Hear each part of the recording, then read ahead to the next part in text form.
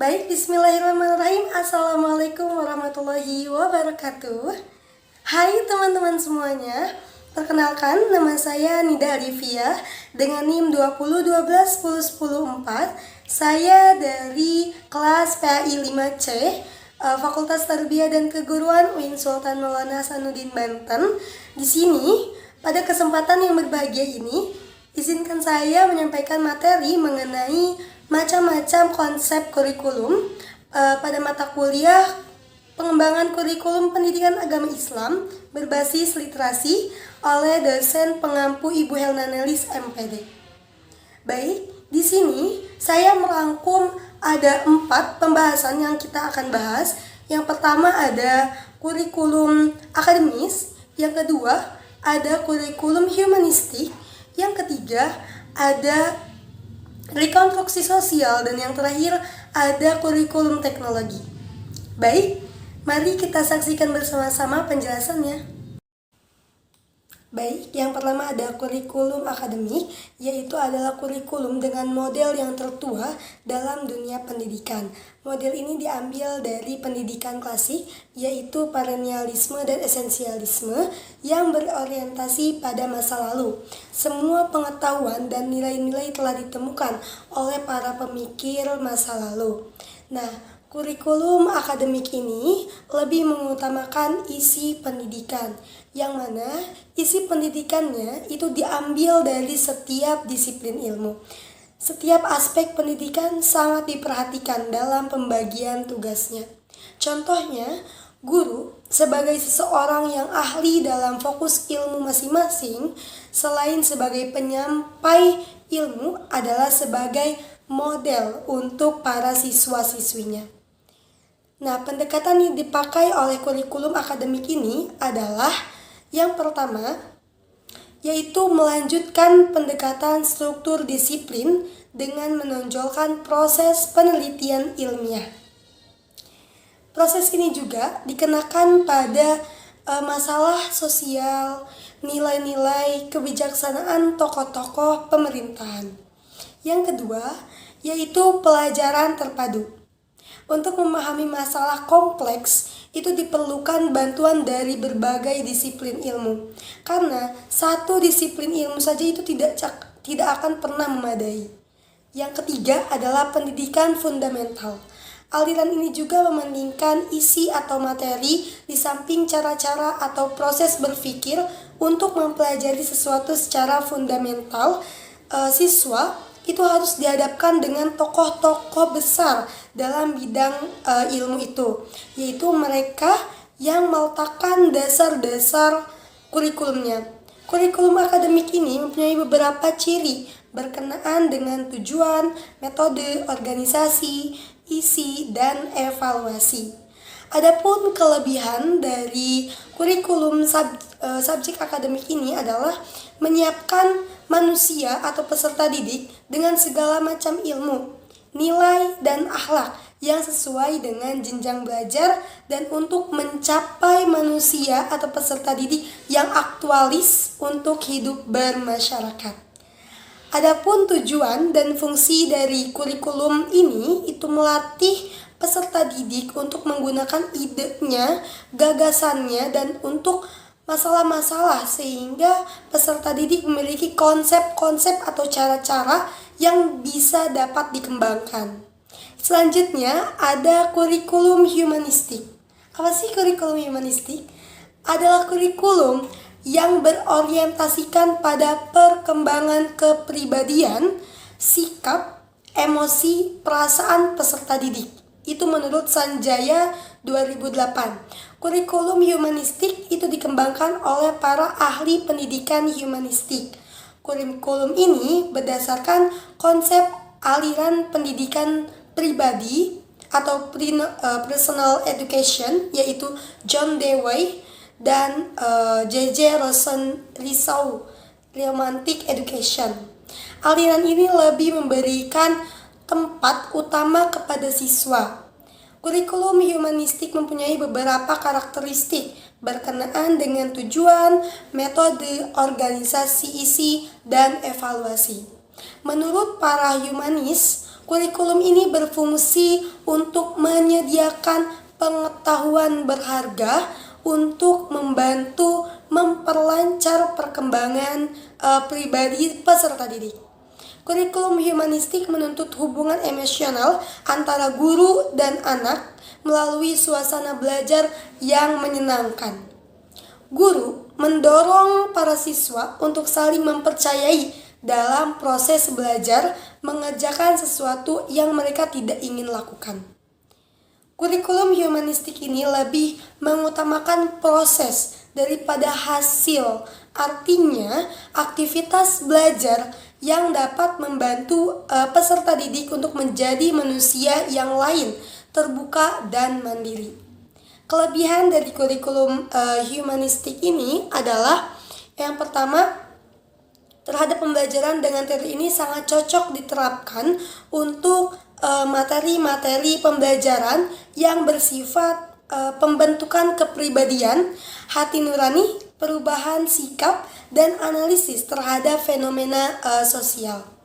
Indikator dari keberhasilan kurikulum ini ialah siswa itu merasa senang, bergairah, berinisiatif belajar, dan terjadi perubahan pola pikir, perilaku, dan sikap atas kemauan diri sendiri. Siswa diharapkan menjadi manusia yang bebas, berani, dan tidak terikat oleh pendapat orang lain, dan mengatur pribadinya sendiri secara tanggung jawab tanpa mengurangi hak-hak orang lain atau melanggar aturan, norma, disiplin, atau etika yang berlaku. Adapun kelemahan dari kurikulum ini, yang pertama adalah keterlibatan emosional itu tidak selamanya berdampak positif bagi perkembangan individual peserta didik.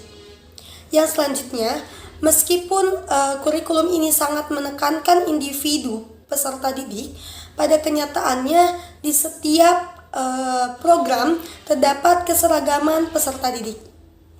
Yang selanjutnya, kurikulum ini tuh kurang memperhatikan kebutuhan masyarakat secara menyeluruh gitu.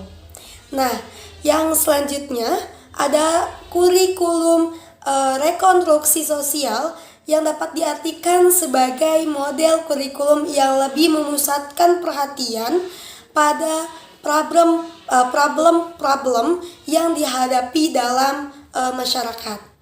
Nah, adanya kurikulum ini itu dimulai sekitar tahun 1920-an yang dikemukakan oleh Harold Rugg. Kurikulum ini juga timbul karena memandang adanya kesenjangan antara kurikulum dengan masyarakat. Nah, kurikulum rekonstruksi sosial ini berharap dengan adanya kerjasama dan interaksi antara siswa atau peserta didik itu dapat berusaha memecahkan masalah, baik masalah yang ada pada dirinya sendiri ataupun masalah-masalah sosial, sehingga itu dapat membentuk dan menciptakan masyarakat yang lebih baik. Menurut Herrick, ada 3 macam sumber kurikulum, yaitu pengetahuan, masyarakat, serta individu yang dididik. Nah, kurikulum rekonstruksi sosial ini juga mempunyai fungsi seperti kurikulum pada umumnya. Alexander Inglis menyatakan bahwa fungsi dari kurikulum ini adalah yang pertama adalah penyesuaian, yang kedua adalah pengintegrasian, ketiga referensiasi, keempat persiapan, kelima pemilihan, dan keenam diagnosis. Adapun tujuan dari kurikulum ini adalah yang pertama itu adalah mengadakan survei. Yang kedua, mengadakan studi tentang hubungan sebuah program. Yang ketiga, itu mengadakan studi latar belakang. Yang keempat, itu mengkaji praktek program. Yang kelima, menetapkan rencana. Dan yang keenam, mengevaluasi semua rencana. Menunjang proses mengajar. Tetapi pada hakikatnya, strategi pengajaran ini tidak dapat hanya terbatas pada hal-hal itu saja. Pembicaraan tentang strategi atau metode pengajaran tergambar dari cara yang ditempuh dalam melaksanakan pengajaran, mengadakan penilaian, pelaksanaan bimbingan, dan mengatur kegiatan baik yang bersifat umum maupun yang bersifat khusus. Oke. Dengan kata lain, strategi itu juga pengajaran mengatur seluruh komponen baik pokok maupun penunjang dalam sistem pengajaran. Tujuan utama dari kurikulum rekonstruksi sosial ini adalah menghadapkan para siswa pada tantangan yang ada pada diri manusia. Yang selanjutnya itu ada kurikulum teknologi atau model kurikulum teknologis. Ini dikembangkan berdasarkan pemikiran teknologi pendidikan. Model ini sangat mengutamakan pembentukan dan penguasaan kompetensi, bukan pengawetan dan pemeliharaan budaya dan ilmu seperti pada pendidikan klasik. Model kurikulum teknologi berorientasi pada masa sekarang dan yang akan datang. Kurikulum ini juga itu menekankan pada isi kurikulum.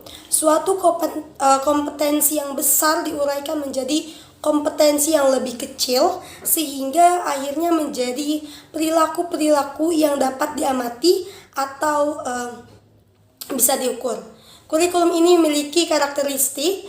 Yang pertama adalah belajar dipandang sebagai proses respon terhadap rangsangan belajar, diatur berdasarkan langkah-langkah tertentu dengan sejumlah tugas yang harus dipelajari. Secara khusus, siswa belajar secara individual, meskipun dalam hal-hal tertentu bisa belajar secara kelompok.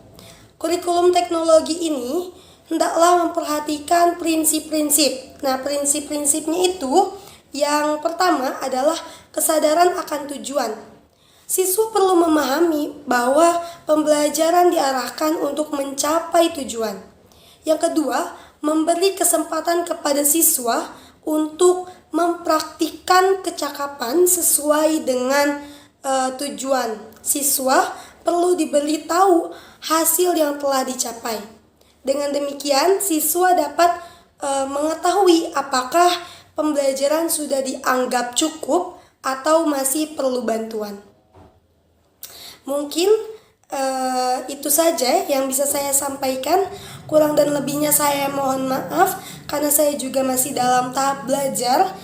Semoga apa yang saya sampaikan tadi bisa bermanfaat, khususnya untuk saya pribadi dan umumnya untuk semuanya. Terima kasih. Billahi fisabilillah wasabiqul khairat. Assalamualaikum warahmatullahi wabarakatuh.